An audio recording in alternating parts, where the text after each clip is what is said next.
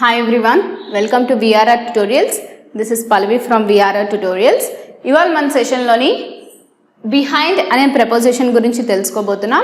Behind అనే వర్డ్ని మనం ఎలాంటి సందర్భాల్లో యూజ్ చేస్తాం, అసలు బిహైండ్ అంటే ఏంటి అనేది మనం ఈ సెషన్లో తెలుసుకుంటాం.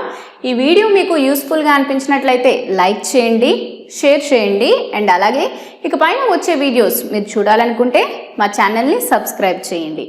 రైట్, సో ఈ బిహైండ్ అనే వర్డ్ అంటే ఏంటి అంటే, బిహైండ్ అంటే అర్థం ఏంటి అంటే ఏదైనా దేని వెనుకనైనా ఉంది లేదా ఎవరి వెనుకనైనా ఉన్నారు అని చెప్పడానికి బిహైండ్ని యూజ్ చేయడం జరుగుతుంది.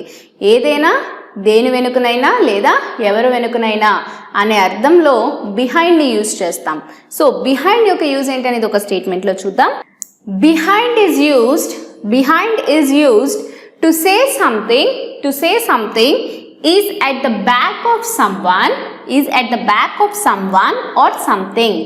ఏదైనా ఒకరి వెనుకన ఉంది లేదా దేని వెనుకనైనా ఉంది అని చెప్పడానికి బిహైండ్ని యూజ్ చేయడం జరుగుతుంది. So behind is used to say something is at the back of someone or something. Right, okay, examples చూద్దాం. First example, We were attacked from behind. మేము వెనుక నుండి దాడి చేయబడ్డాము. మేము దాడి చేయబడ్డాం. ఎక్కడి నుంచి, ఎలా దాడి చేయబడ్డాం? మేము వెనుక నుండి దాడి చేయబడ్డాము.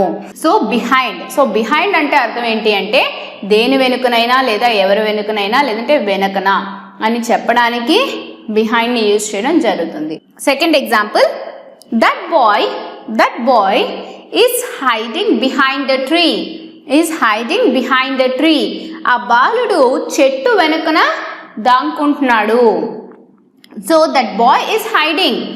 ఆ బాలుడు దాంకుంటున్నాడు, కానీ ఎక్కడ? behind a tree. చెట్టు వెనుకన. దేని వెనకాల? చెట్టు వెనకాతల. సో ఇలా మనం ఏదైనా వెనుకన అని చెప్పడానికి బిహైండ్ని యూజ్ చేయడం జరుగుతుంది. ఏదైనా దేని వెనుకనైనా లేదంటే ఎవరి వెనుకనైనా అని చెప్పడానికి అనే అర్థంలో బిహైండ్ని యూజ్ చేస్తాం. That boy is hiding behind the tree. ఆ బాలుడు చెట్టు వెనకన దాంకుంటున్నాడు. సో బిహైండ్ అనేది మనం ఎలాంటి సిచ్యువేషన్స్లో యూజ్ చేస్తాం, అసలు బిహైండ్ అంటే ఏంటి అనేది తెలుసుకున్నారు కదా. హాయ్ ఎవ్రీవన్, ఇప్పుడు బిహైండ్లో కొన్ని ఎగ్జాంపుల్స్ చూద్దాం. We were attacked from behind. మేము వెనుక నుండి దాడి చేయబడ్డాము. We were attacked from behind. మేము వెనుక నుండి దాడి చేయబడ్డాము. This boy is hiding behind a tree. ఈ అబ్బాయి చెట్టు వెనుక దాక్కుంటున్నాడు. This boy is hiding behind a tree. ఈ అబ్బాయి చెట్టు వెనుక దాక్కుంటున్నాడు. The sun is behind the clouds today. ఈ రోజు సూర్యుడు మేఘాల వెనుక ఉన్నాడు. The sun is behind the clouds today. ఈ రోజు సూర్యుడు మేఘాల వెనుక ఉన్నాడు. The police will put you behind bars. పోలీసులు నిన్ను కటకటాల వెనుక పెడతారు. The police will put you behind bars. పోలీసులు నిన్ను కటకటాల వెనుక పెడతారు. I heard my name called from behind. నా పేరు నా వెనుక నుండి పిలవడం విన్నాను. I heard my name called from behind. నా పేరు నా వెనుక నుండి పిలవడం విన్నాను. Say it to his face, not behind his back. ఇది అతని మొహం మీద చెప్పు, వెనుక కాదు. Say it to his face, not behind his back. ఇది అతని మొహం మీద చెప్పు, వెనుక కాదు. Something is moving behind the bush. పొదల వెనుక ఏదో కదులుతుంది. Something is moving behind the bush. పొదల వెనుక ఏదో కదులుతోంది. The whole community is behind this plan. ఈ ప్రణాళిక వెనుక మొత్తం సమాజం ఉంది. The whole community is behind this plan. ఈ ప్రణాళిక వెనుక మొత్తం సమాజం ఉంది. Behind the horse there's a man in a carriage. గుర్రం వెనుక వాహనంలో ఒక వ్యక్తి ఉన్నాడు. Behind the horse there's a man in a carriage. గుర్రం వెనుక వాహనంలో ఒక వ్యక్తి ఉన్నాడు. The boy got up at once and sat behind the king. ఆ బాలుడు ఒక్కసారే లేచి రాజు వెనుక కూర్చున్నాడు. The boy got up at once and sat behind the king. ఆ బాలుడు ఒక్కసారే లేచి రాజు వెనుక కూర్చున్నాడు. This horse is kept behind the fence, otherwise it might run away. ఈ గుర్రం కంచె వెనుక ఉంచబడింది, లేదంటే అది పారిపోవచ్చు. This horse is kept behind a fence, otherwise it might run away. ఈ గుర్రం కంచె వెనుక ఉంచబడింది, లేదంటే అది పారిపోవచ్చు. Thank you.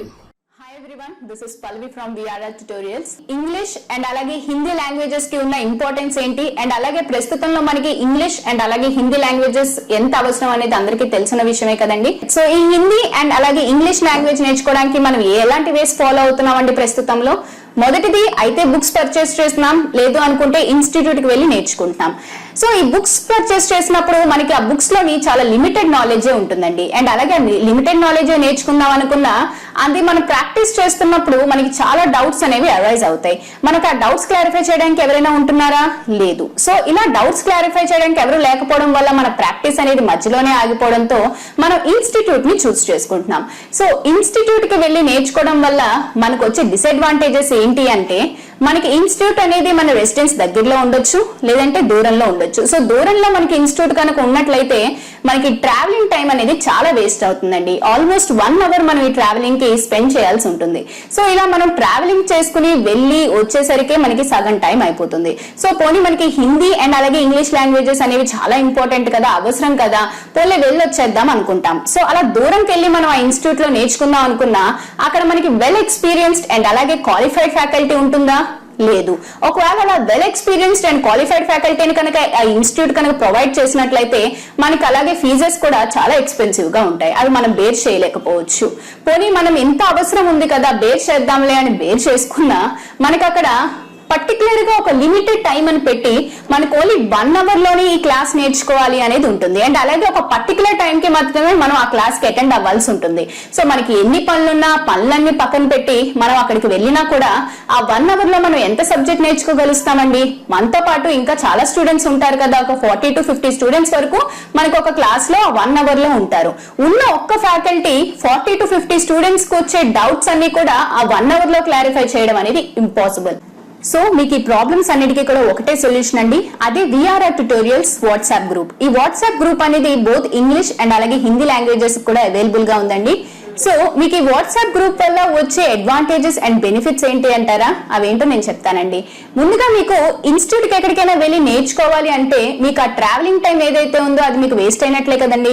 ఇక్కడ మీకు ఆ ప్రాబ్లం ఉండదు. మీరు ప్రపంచంలో ఎక్కడున్నా సరే మీతో పాటు మీ మొబైల్ ఉంటే మీరు క్లాస్ రూమ్ లో ఉన్నట్లేనండి.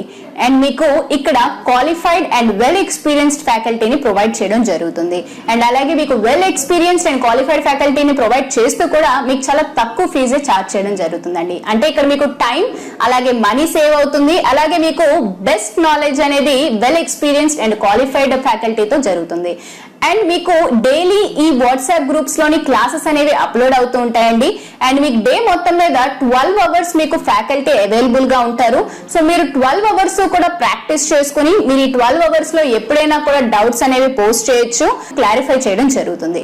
అండ్ ఇక్కడ మీకు ఇంకో అడ్వాంటేజ్ ఏంటి అన్నట్లయితే మీకొకరికే వచ్చే డౌట్స్ కాకుండా మీతో పాటు ఆ గ్రూప్ లో ఉన్న స్టూడెంట్స్ కి ఆ క్లాసెస్ మీద వచ్చే డౌట్స్ కూడా మీకు మ్యామ్ అండ్ అలాగే సార్ క్లారిఫై చేస్తారు. కాబట్టి ఆ డౌట్స్ ని కూడా మీరు క్లారిఫై చేసుకుని నోట్ చేసుకోవచ్చు.